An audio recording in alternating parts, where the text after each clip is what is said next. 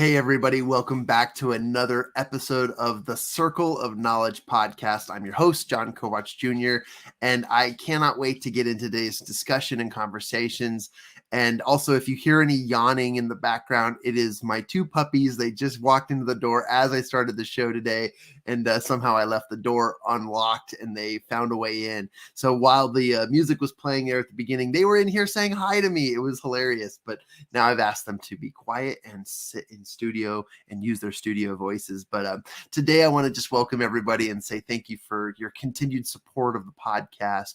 If you'd like to share a question that we can bring on air during any one of our sessions, please, or share any thoughts and feedback, we'd love to hear it. You can send that information to info@mychampioncircle.com, where Champion Circle Networking Association, located in states throughout the country, are our main provider. And as the founder of that association, we are so grateful for the opportunities to connect with professionals, to help them grow their businesses, and to accelerate through the mastermind methodologies that we teach.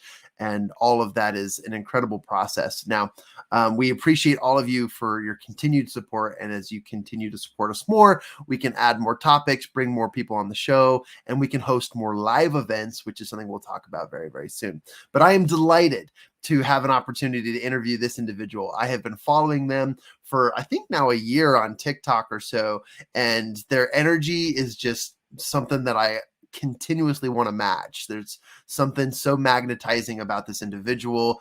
She's huge on Instagram. She's got like thousands of followers over there, and on TikTok we're just growing our following on a whole new audience and a whole new scale. But I'm really, really excited to introduce MeganGallagher. And let me tell you about her before I bring her on stage. MeganGallagher is a 27-year-old, or I'm going to say 27-year young, two-time TEDx speaker, which I can't wait to experience and talk to her more about. She's a 4-time Amazon bestseller, which is fantastic. She's a TV host and a mental health advocate. She's got an incredible story about facing her fears and her anxiety and panic attacks. And there's just an entire growth process and story that we're going to get to know here on the air. But also, she's become motivated by her struggles, and she's had the opportunity to work with incredible businesses. She currently speaks at colleges and Fortune 500 companies about mental health, avoiding burnout, and the wellness in the workplace, which is so, so needed. And last but not least, she, other than her incredibly talented opportunities through speaking, authoring, blogging, TV hosting, and freelance modeling and fitness lover, she currently lives in Austin, Texas, one of my favorite cities of all time. Welcome to the Circle of Knowledge podcast, the amazing MeganGallagher. What is going on, Megan? Hey, John, how are you? I am so excited for today's conversation. I mean, that intro was phenomenal. I feel like, so I'm like, really? Me? Like, what? You're so sweet to have said all that. And I'm just over the moon to be here. And I feel the same way about you, like-minded energy. So I cannot wait to chat.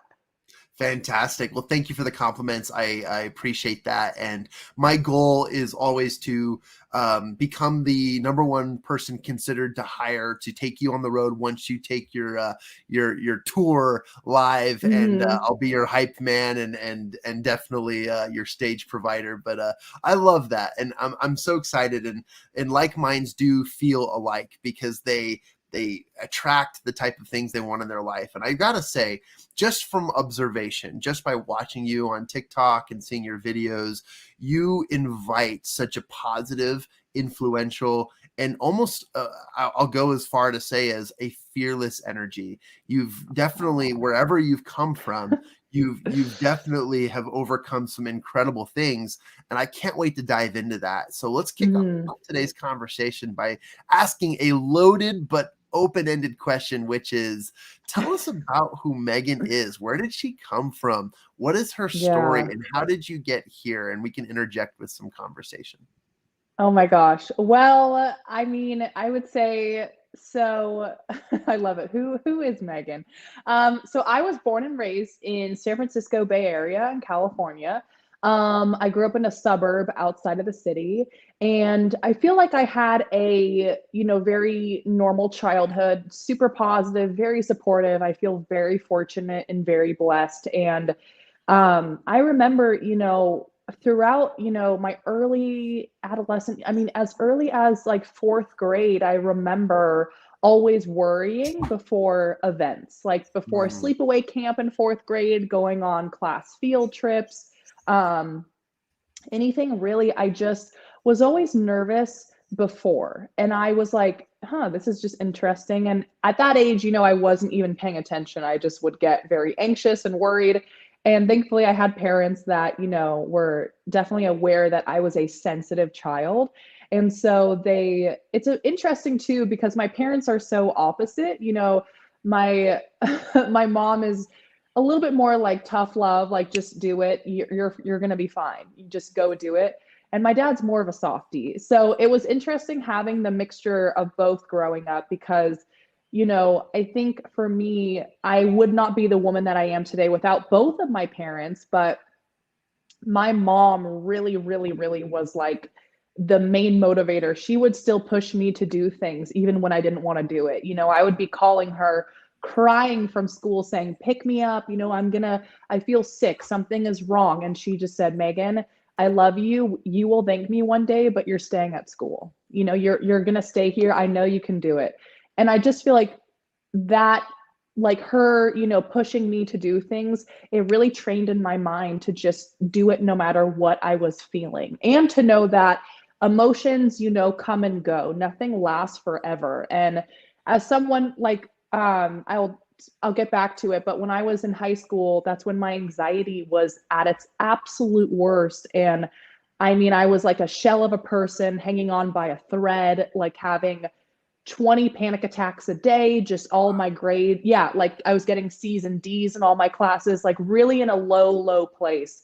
Um, and I remember, just thinking to myself, this is just so awful. Like, I would not wish this on anyone else. The feeling of panic attacks, if you've experienced it, they're so awful. It's terrible. You feel like you're literally just going to die. Like, you're going to blow up and you're like, I need to get out of my skin. I feel like I cannot breathe. Everything is closing in and it's very scary. But I really do think that my upbringing was uniquely for me because it really motivated me, just to continue to push myself no matter what. And like I was saying, as early as fourth grade, I remember just always feeling so worried. I was always nervous before events and always freaking out. And what if I die? What if the plane crashes? The what ifs. And then my middle school years, I still was a little bit anxious, of course, going through, puberty, so awkward. And then high school was when it was at its absolute worst. And I remember, my freshman year of high school, it was really the transition from eighth grade to freshman year, all of the change, some friends going to a different high school, and just starting high school in general it's such a scary time. I mean, it's like, you're getting ready for a huge time in your life. The 4 years you're trying to find your locker, trying to impress this guy. It's like everything matters so much. And when you are in high school, it's just, you're really like, it's just such a stressful time. I mean, the body changes, the hormones, you're experiencing your first romantic relationship, probably, going through so many first prom and trying to get this and that and the grades and get ready for college. I mean, it's a lot. And so I remember my freshman year, about a month into it. I mean, this is 9 years ago, so long ago, but about like a month into it, I just started having these, I call them episodes because I didn't know what it was, but these episodes throughout the day, I would be sitting in class, just doing my thing. And I just all of a sudden felt so hot. I was like, what the heck? And I felt sweaty everywhere. And I just felt like my heart was like, I was going to have a heart attack. And I would like clutch my desk and be like, oh my God, this is the end. I'm just going to, this is a stroke. I'm having a heart attack in class at 14, 15. This is so embarrassing. And I would always ask my teacher, can I go to the bathroom? That was my thing. I'd get the hall pass, run off to the girls' room. And I talk a lot about this. I actually recently just wrote a blog for a mental health brand that helps student athletes. So it's all about mental health and student athletes. I wrote a really cool guest blog for them about that my little mini rock bottom, when I would go sit in this girl's bathroom, it would be ice cold, super quiet in the bathroom stall. And I would hear the generator next door humming. And I would look down at the square tiles and just feel like, like, what is happening? I was trying to self-soothe, calm myself down, because panic attacks are so embarrassing and it's such a raw moment, and you don't want to have one in public. That's like the biggest fear. So I would be trying to self-soothe in this bathroom stall, staring at the graffiti on the walls and just really, I'm like, okay, so this is my life, like I had many thoughts in that bathroom stall, and I'm like, I remember the moment where everything changed is one day I went again to the bathroom stall and I sat there and I told myself, I was like, honestly, I don't even see a future for myself. I'm about to start the panic attacks had gone on for, 9 months basically. And I was like, I am literally hanging on by a thread. My grades are slipping because I just still didn't know what was going on, because no one talked about mental health in my school. So I just felt like I was a weirdo who had a disease or a disorder. I felt Yeah. so alone. And mental health, really, when you don't talk about it and there's no awareness or education, you can feel, so alone and just so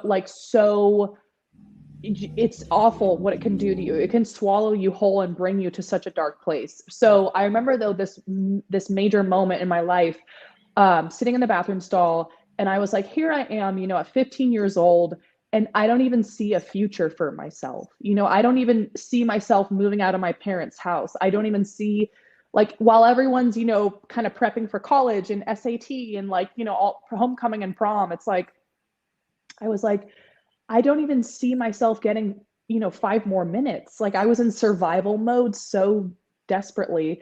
And I was like, how am I going to be an adult? How am I going to be happy, healthy, all that stuff? So in that moment, I decided, you know what, I'm going to ask for help. And that changed my entire life, as I asked my parents to go to therapy. And that was very hard for me to do. Like, my hands were literally like shaking when I told them something was going on. And I just cried, and it was so word vomiting, but it was the bravest thing I ever did, because I realized in that moment, asking for help, it actually means that you're really brave. It does not mean that you're weak. It does not mean that, you are like a loser or inferior. It means that you're really strong. And so that kind of, at 15 was the catalyst that set me on this course for, I mean, the next, like, yeah, like 10 years. I mean, it really, that wellness journey started in that moment. I started therapy. I still have a therapist to this day. It's been 14 years I Wow. mean, so long, 12 years since that moment.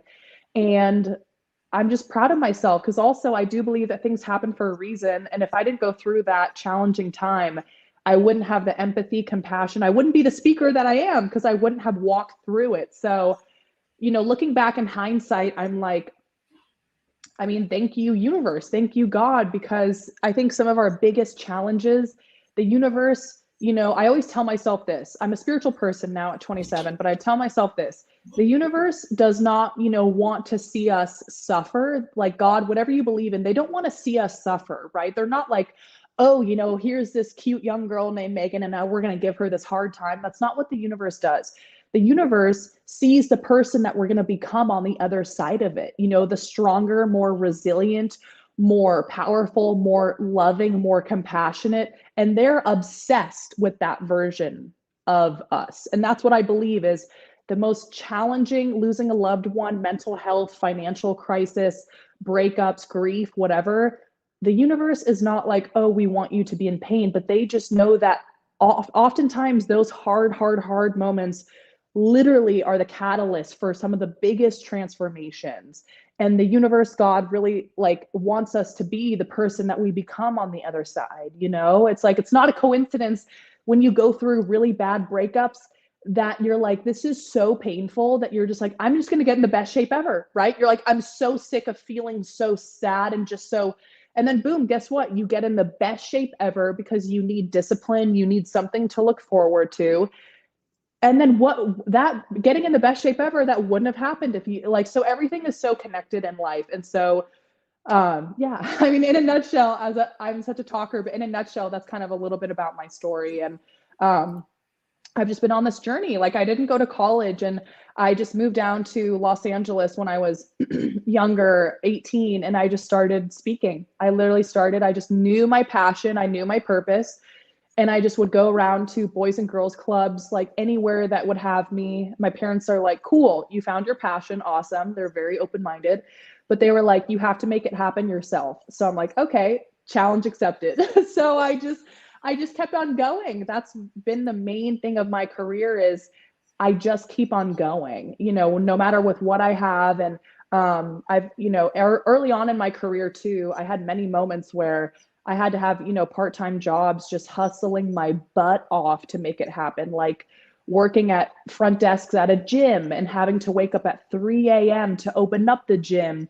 And then throughout the day, dealing with people throwing towels at you, calling you this and that, and I've done it all. I've cleaned toilets. I've cleaned sweaty yoga studio floors. I've folded laundry in the back of yoga studios. I've done it. And like those jobs, were so difficult, but they taught me, I wouldn't be the person I am without that, because it instills in you the discipline of just still showing up and doing it and giving it your best effort. And to me, that discipline and that resilience is also a huge part of my career now. So beautifully said. And I have to tell you, your journey, your story is so inspiring. And it reminds me of some interviews that I have had on this show. And it is amazing to me that a common theme that has something, because I reached out to you and I invited you to be on the show, and something that I guess that is magnetizing to me is this background of overcoming, but also working with and living with the trials of something like anxiety and how real it actually is. And I love your story. I recently had a guest on the show, and she's very popular on social media. She's one of the world's top heptathletes. Her name is Shari Hawkins, and I love Shari. Shari's amazing. Yes, And so I follow cool. her for many reasons, and we've built a bit of a connection there. But she talks about in our interview her story, and very, very similar to that bathroom stall scene that you painted for us. And it is something that I can't wait to get to the ears of so many listeners, because I want them to understand that there is a way out. There is solutions. Yes. And your story is so inspiring, Megan. And I love it too. And I'll just comment here, that you and I are kind of a younger generation of speakers right now. Yes. A lot of the people we speak on stage with are in their 40s, 50s, 60s, and we're kind of this younger crowd moving up. And I aspire to I know, right? We're just like, I know. Well, I aspire that you and I are speaking on stages together in the future, because of the messaging that powered with the coupled information that can help and heal so many people. And I love it. And I have to admit too that as much as I've experienced as an ex-athlete and the anxiety that I've experienced throughout my life, there's probably a few times in my life where I can really count on my fingers that I had a true panic attack. And it is, I would rather watch The Grudge like 10 times in a row than go through that again, because it is such a exhausting and terrifying feeling. And I feel for those who go through that on a daily basis, let alone hourly basis. And so your story is so inspiring. I can't wait to dive into that, but also thank you for your explanation and story. Yeah. And I always feel like, and this goes back to my childhood, like I feel so grateful because like I said, I would not be the woman that I am without my childhood. To me, that's like the foundation of a house, right? My childhood is the foundation of who I am. Like all of the things that I learned throughout my life come from my childhood. I would not be the strong, resilient, hardworking, disciplined person I am without my childhood. Like that was everything to me. Like my parents, I get goosebumps, but they mean the world to me. Like they both come from normal families. Like I come from pretty normal, humble beginnings, like nothing crazy, but just a normal middle class family. Mhm. And my parents just told me, Megan, whatever you want in this life, it's yours. Never let anyone tell you that you cannot achieve anything. If someone, like my mom is so just like a mini Kris Jenner, like I love her, but she's super, super, super just like go for it. Like never ever. And she was like, if someone tells you no, you're talking to the wrong person. And having, growing up as a girl, having someone instill that in you, and like a dad, that was just the best dad to girls ever. Because my family, we have no boys. It's me and a sister, so it's just girls. But I had the best dad ever, who was such a great girl's dad, and he just would always show up mentally and physically to every soccer game, every homecoming, like he was just always there for us, and he would wipe our tears when a guy didn't text us back. And he always just went above and beyond, coming to the volleyball tournaments. And my mom saying, oh yeah, there's tons of other dads, go drive your daughters to this volleyball tournament in some other city. And he would show up and there's no other moms, and he just had, like, he's such a great dad. He'd go to every Girl Scout, all the stuff, the Cub Den, everything. He's so phenomenal. And so my mom too, she always told me, just like I said, they showed us the movie The Secret, all about manifestation and law of attraction. When I was 9 years old, my parents sat us down, and my sister and I, and we watched it, and they were like, you have this ability, like your thoughts, you can manifest any life that you want. And so that's kind of the household I grew up in, which also shaped me into who I am. My parents were strict, but also it was more of like a kind of, I would never say hippie, but very open-minded, very spiritual. That's just how I was raised. Like anything is possible. And they did a good mixture of keeping it grounded, and there were rules, but we were allowed to just dream big. And one day I want to play the clarinet, cool, go play it. Like one day I want to be a Girl Scout, go do it. So that's how I grew up. So I feel like, to circle it back, I would not be the woman that I am if it weren't for my childhood. Like the things that I learned really shaped me into who I am today. And I feel like as we get older, as we become an adult, we kind of realize, like I live in Texas and I have my own life and I'm really independent. We just realize, the more people you meet, you're like, not everyone has a great childhood. Not everyone had it really as I did. And it's just a reality. The more, you grow and expand your mind and your perspective, you're like, I'm proud of myself. I'm like a woman of integrity. I'm a woman of just good morals and values. And I meet hundreds of people all the time just with my work and my social life. And it's just cool because you just get to learn and really kind of just observe people. And you're like, I wonder what their childhood was like. You're like, I wonder how they grew up, if their parents were loving or if they had a really fun family. So that's what I'm always just thinking about. But yeah. I have to throw in some thoughts here, because there's some really cool things that you've highlighted, and I want my listeners to pay attention to this, because despite the average or the normal lifestyle that you grew up in, a middle class family, I have to admit, like, that is a very, very powerful highlight to your childhood and your parents for allowing you to be allowing your environment to be open-minded to what comes and to sharing such powerful principles.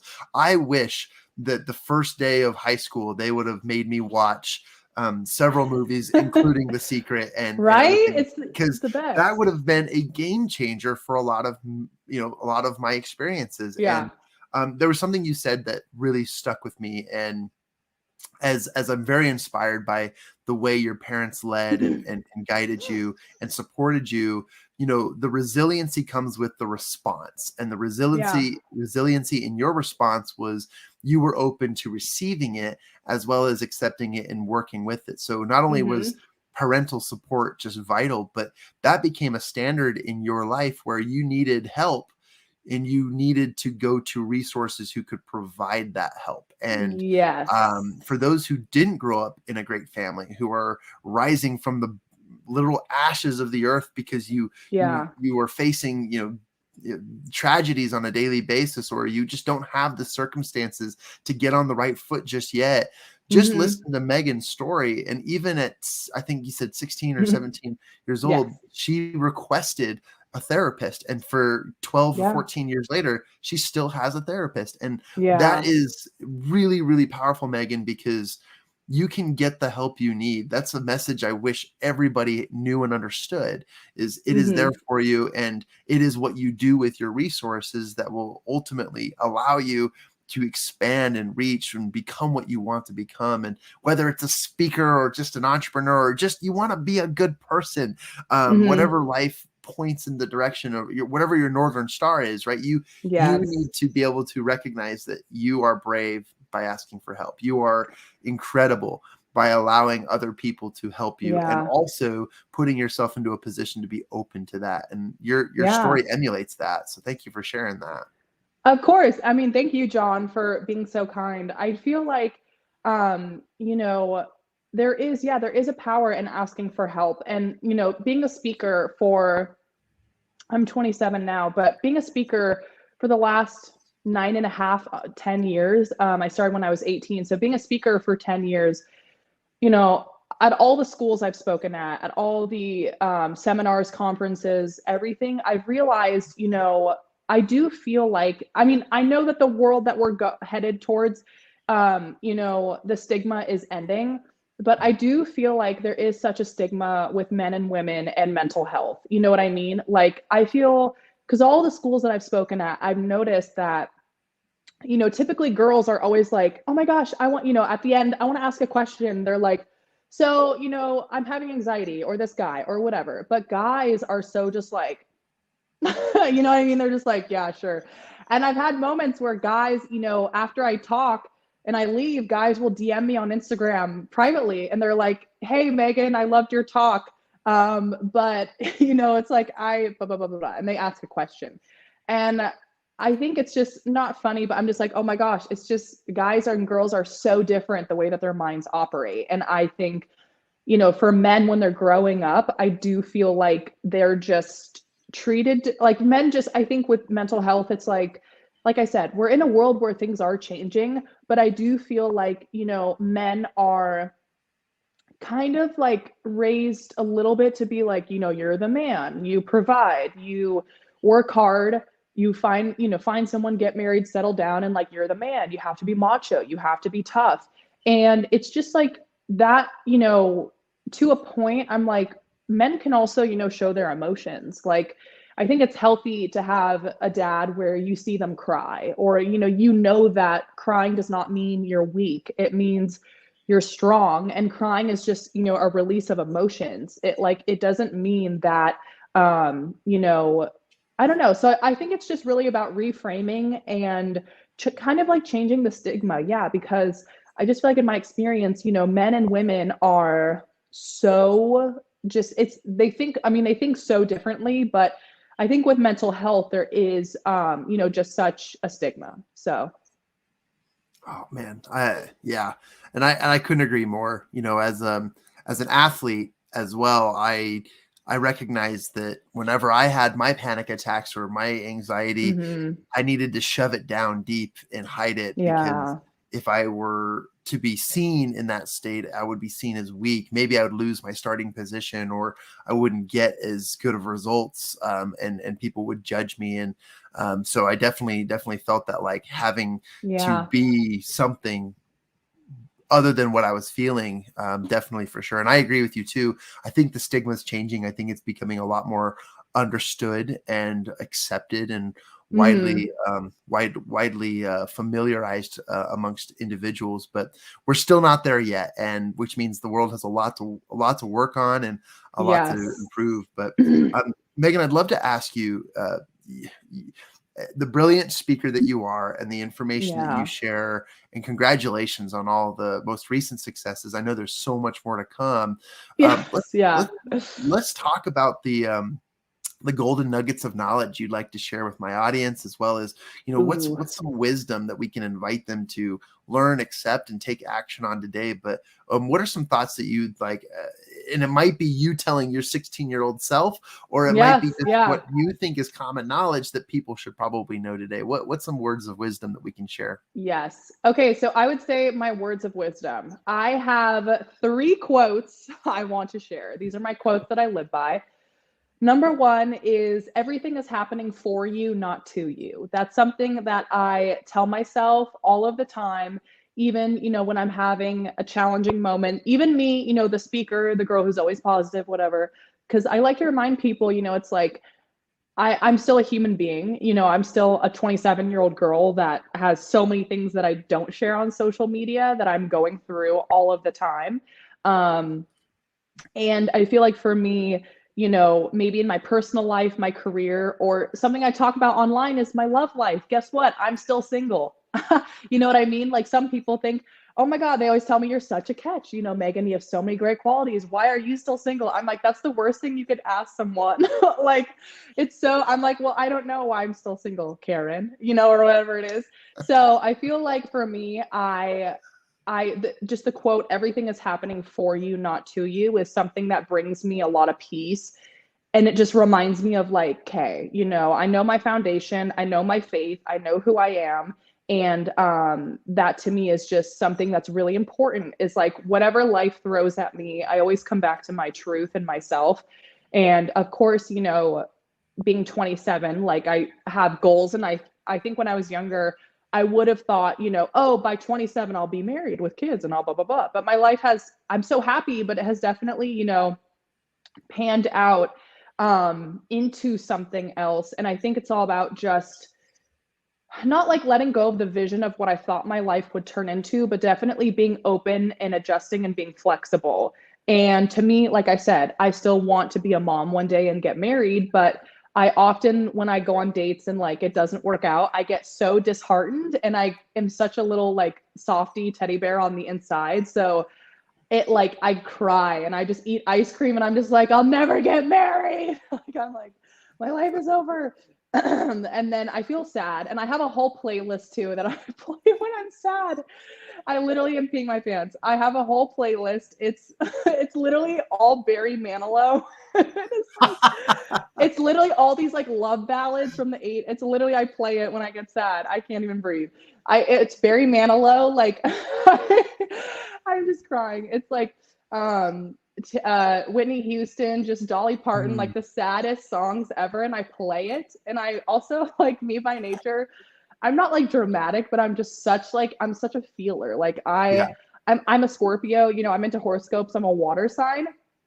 And so I just feel things on a deep level. Like I'm a sensitive soul. And so when it doesn't work out with a guy, I get so like, I literally will listen to this playlist and just cry. And then, so I move on. But for me though, this quote, everything is happening for you, not to you. It literally just brings me back home to my center. So that's my first quote I live by. Second quote is, rejection is God's protection. That is something that I tell myself all the time.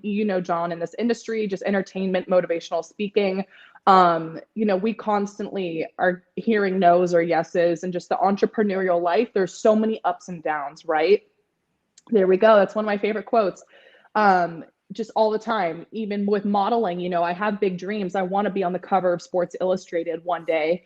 And I have done swim searches, etc. I've gone to whatever auditions. And even early on in my career, when I was 18, 19, 20 years old, I had like no money, but I had big dreams. And I'm just like, I'm just going to, go around with business cards and just, go to schools and it'll happen.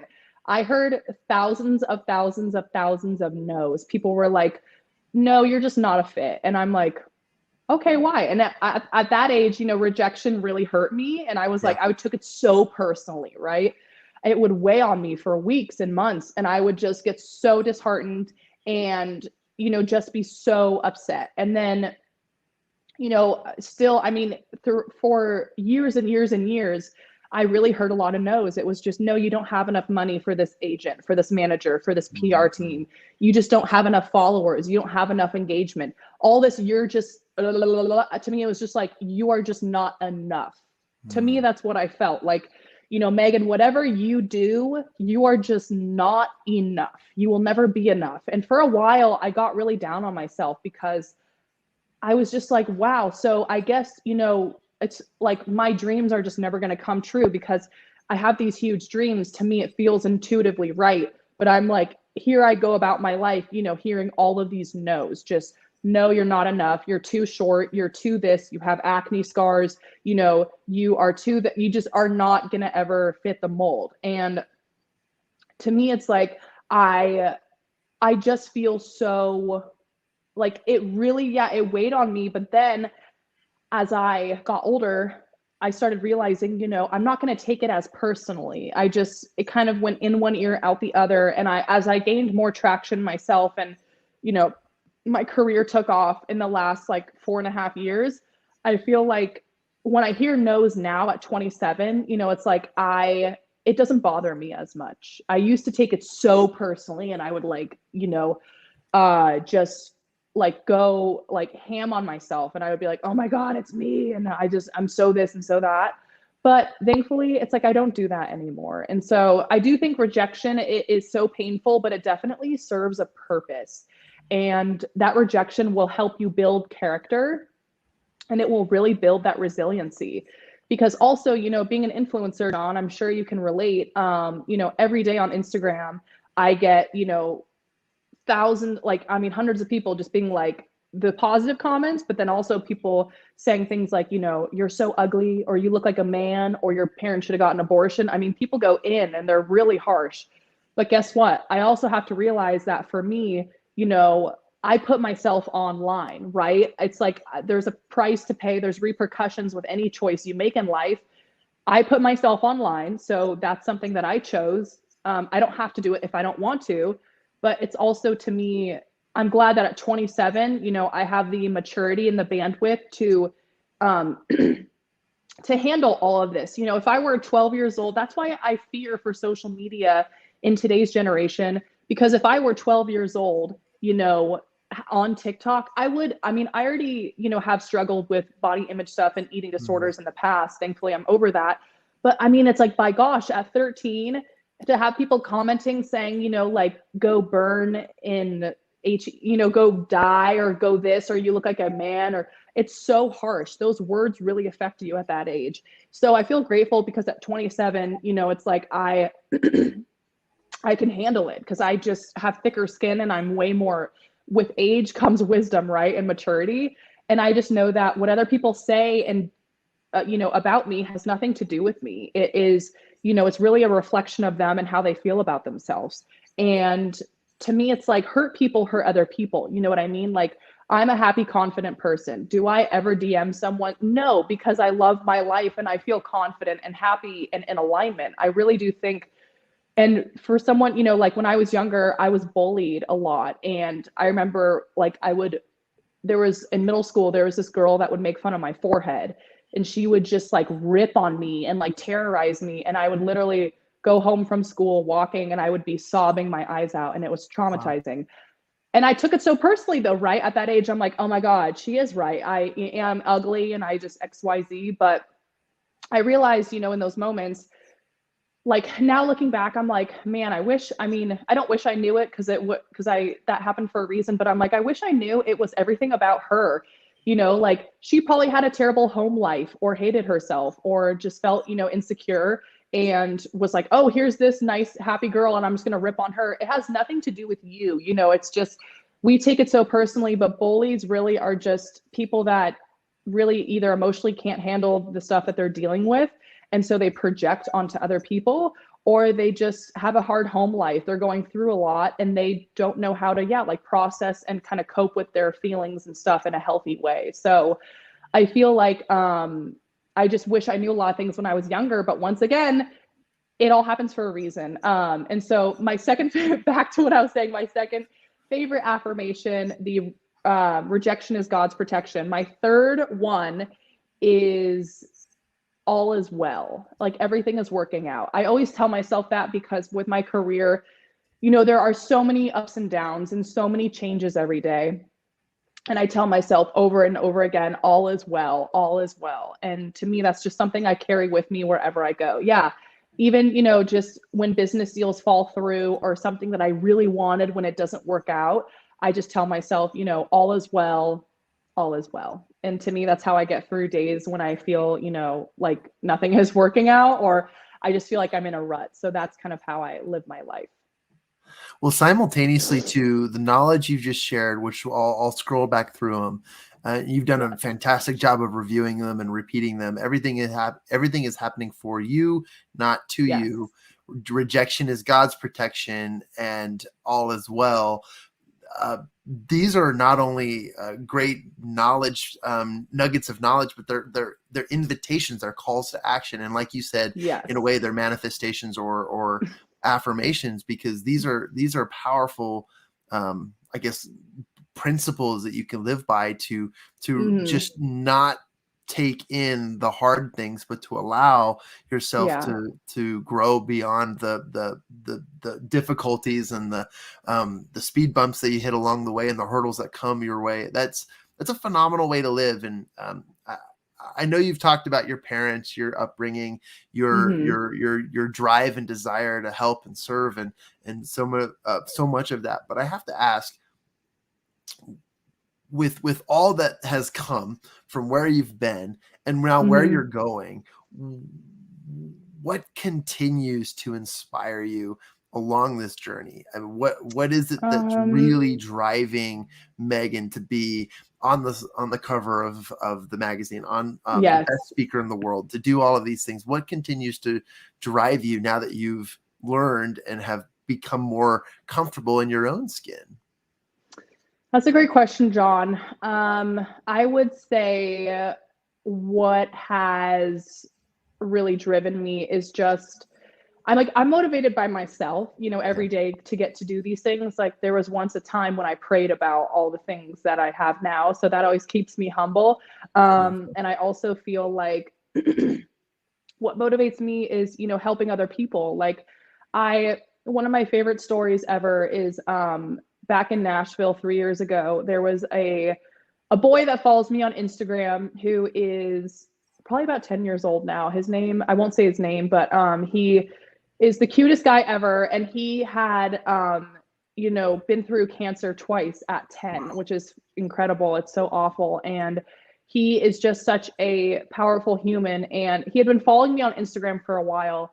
But he was in Nashville doing a Make-A-Wish Foundation trip with the Vanderbilt football team. Wow. And he and his dad really, wanted to meet me. And I'm like, okay, cool. So, and it wasn't sketchy. They were very nice about it. So they took me to ice cream and I was like, wow, this is so fun.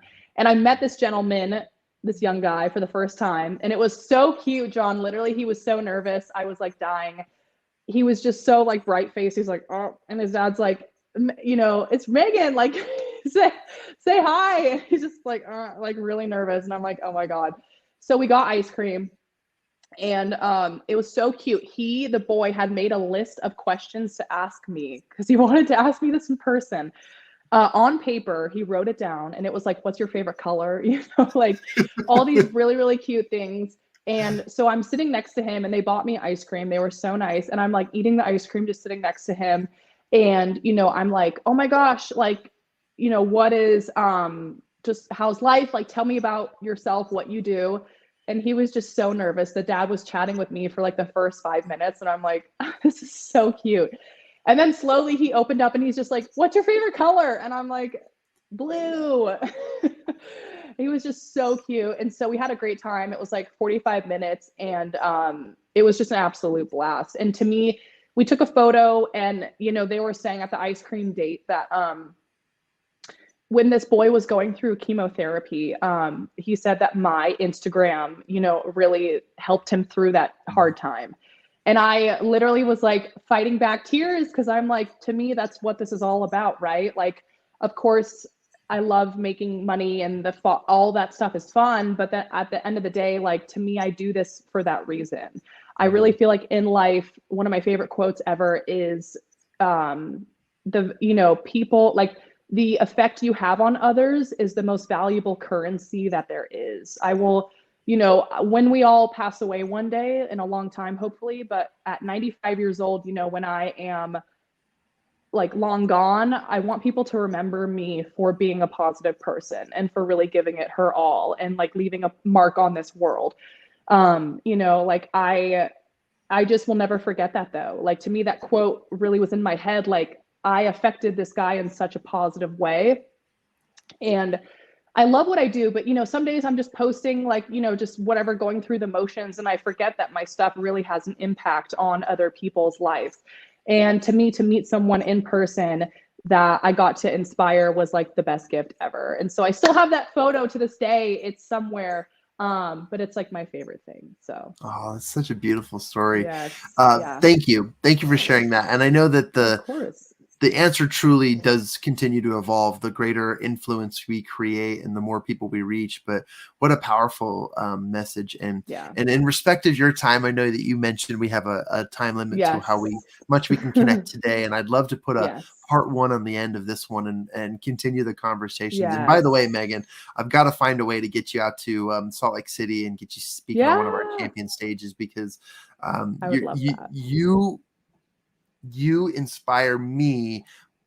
And I know that as easy as that comes, I'm so influenced by positive Yeah. messages that I know that you could reach an incredible group of people who are probably Mhm. going through what I can't provide counsel for them to. And I'm just super excited to introduce you to Yes. that group. But thank you so much for your time, for your Thank dedication. you. And seriously, I can't wait to develop a better connection and relationship with you as we continue to grow in the speaker tours. And I also just want to invite all of my listeners to go check Megan's Instagram out, go follow her. She is making a difference, as she described in her story. I personally am favorable to TikTok because I want that to be a platform and a place where we spread positivity too. And she Yes. continues to do that. She's a rising star over there as well.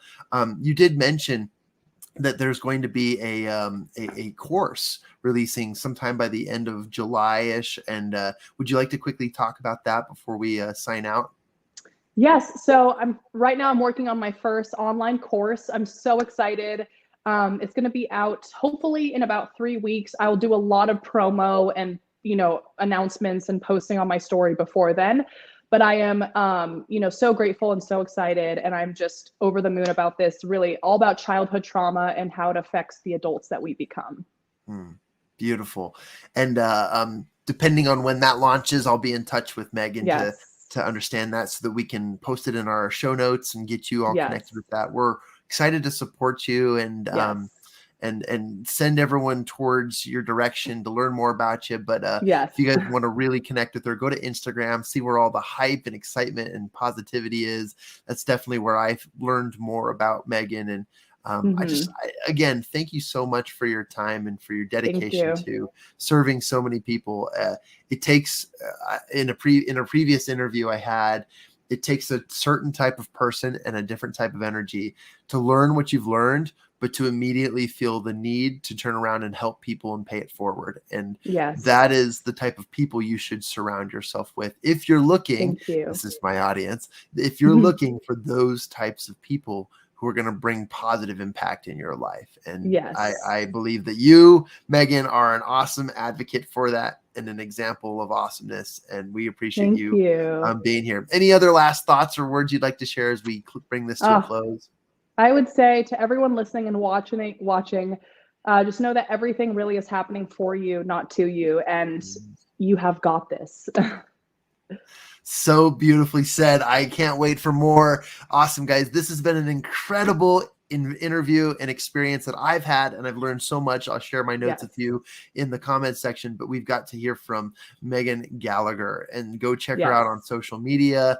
Be alert, as there will be so much more for her. And for those of you who are constantly listening to our episodes and our show, we invite you to continuously send your support, give us a 5-star review, share some likes. And if you'd like to have a question answered on the air by any one of our guests, please send that to info@mychampioncircle.com. And remember always that everything you need is already inside you. You just need to take a little bit of action in order to get to the place you are journeying to. And we love that message and continue to perpetuate it. With that being said, guys, we'll see you next time on another episode of The Circle of Knowledge. We'll see you later.